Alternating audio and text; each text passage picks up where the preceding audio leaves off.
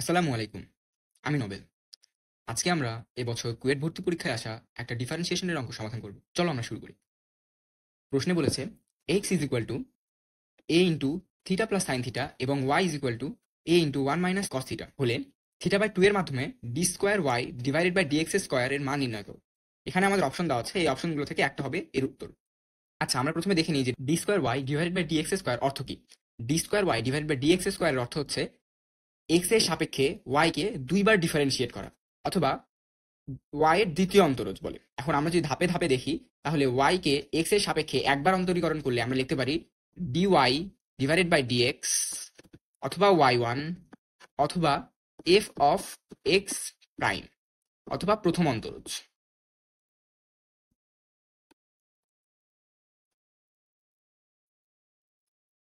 এরপরে ওয়াই কে এক্স এর সাপেক্ষে যদি আমরা দুইবার অন্তরীকরণ করি, অথবা প্রথম ক্রমের অন্তরজকে, মানে আমরা যে প্রথম ক্রমের অন্তরজ বলতে ডিওয়াই ডিএক্স অথবা ওয়াই ওয়ান অথবা এফ প্রাইম এক্স অথবা প্রথম অন্তরজ, একে যদি আমরা আরেকবার ডিফারেন্সিয়েট করি এক্স এর সাপেক্ষে, তাহলে আমরা d square Y divided by dx square y two f double prime x অথবা দ্বিতীয় অন্তরজ পাবো।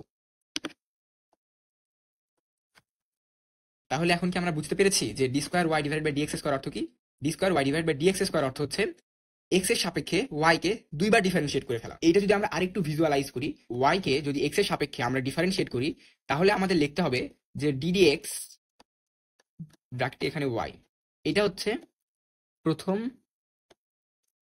ক্রমের অন্তরজ।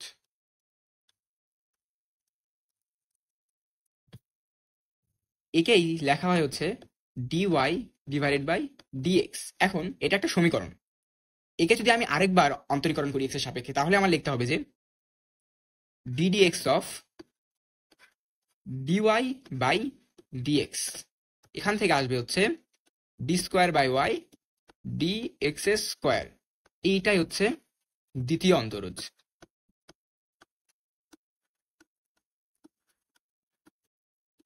প্রশ্নে x is equal to a plus theta plus sine theta এবং y is equal to a into one minus cos theta. X এবং y উভয়ই থিটার মাধ্যমে প্রকাশ করা আছে। এখন আমাদের নির্ণয় তো করতে হবে d square Y divided by d x square, কিন্তু আমরা এটাকে কিভাবে এখন নির্ণয় করব? দেখো তো, প্রথমে আমাদের একবার তো ডিফারেন্সিয়েট করতে হবে।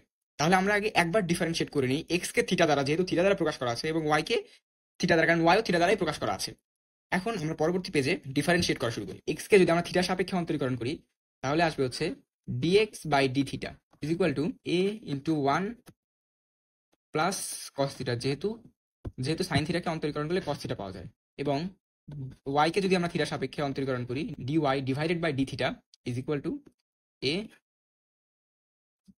Zero plus sine theta.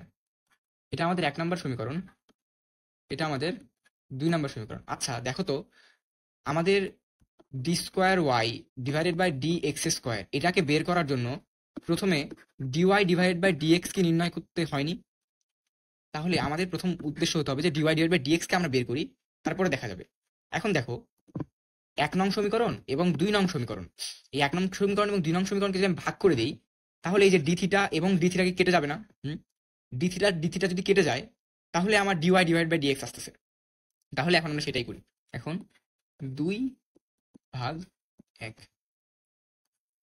Dy divided by d theta ভাগ করে দিয়ে d x divided by d theta is equal to a sine theta a one plus cos theta.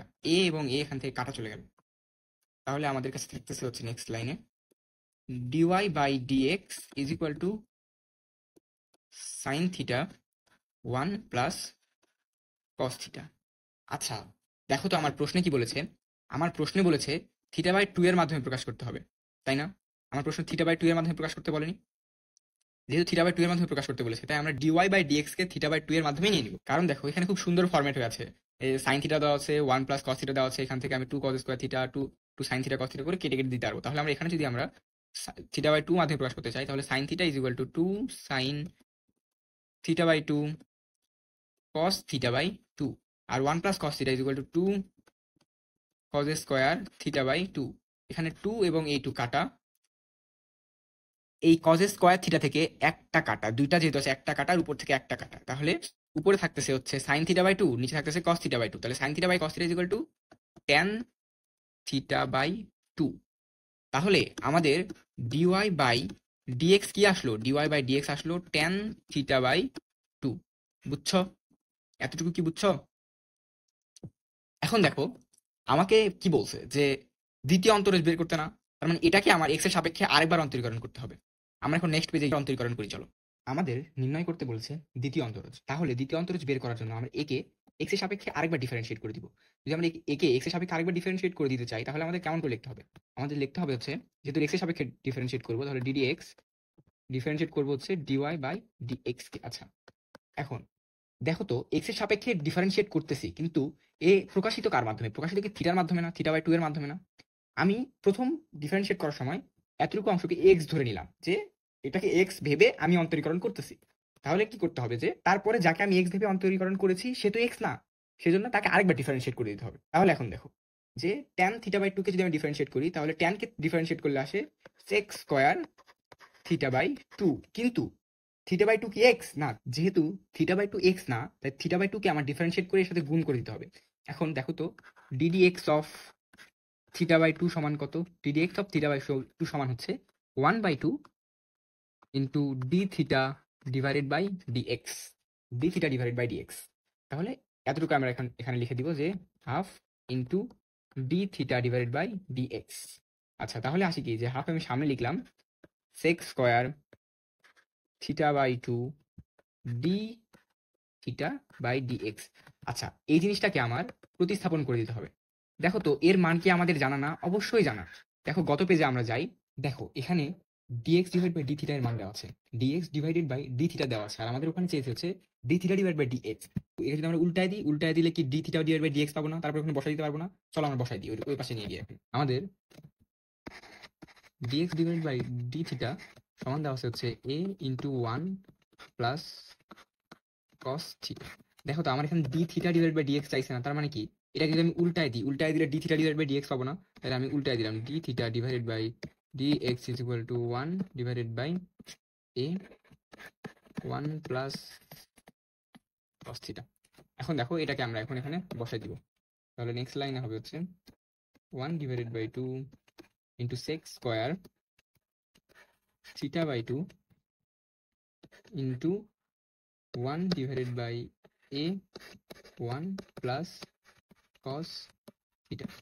দেখো আমরা প্রথম পেজে দেখে আসছি আমাদের যে অপশনগুলো দেওয়া আছে, অপশন সব সেকে দেওয়া আছে এবং থিটা বাই 2 তে দেওয়া আছে। তাহলে এই থিটাকে আমরা থিটা বাই 2 তে কনভার্ট করে নিব। এখন থিটা বাই 2 তে যদি কনভার্ট করে নিই, তাহলে এই এ কে আমরা সামনে নিয়ে চলে গেলাম, তাহলে 1 divided by 2a into sec square theta by 2 into 1 divided by 2 cos square theta by 2। দেখো এই 2 আর এই 2 গুণ হয়ে 1 ডিভাইডেড বাই 4a গুণন এই cos স্কয়ার থিটা বাই 2 উপরে উঠে গেলে sec স্কয়ার থিটা বাই 2 হয়ে যাবে। তাহলে cos স্কয়ার থিটা বাই 2 কে যদি আমরা উপরে উঠাই দিই, তাহলে sec স্কয়ার থিটা বাই 2 হয়ে যাচ্ছে। তাহলে sec square theta by 2 into sec square theta by 2 is equal to 1 divided by 4a into sec two the power 4 theta by 2। দেখো তো এটা আমাদের অপশনে আছে, চলো আমরা দেখে আসি অপশনে।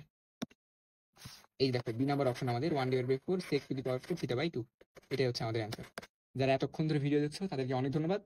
আসসালামু আলাইকুম।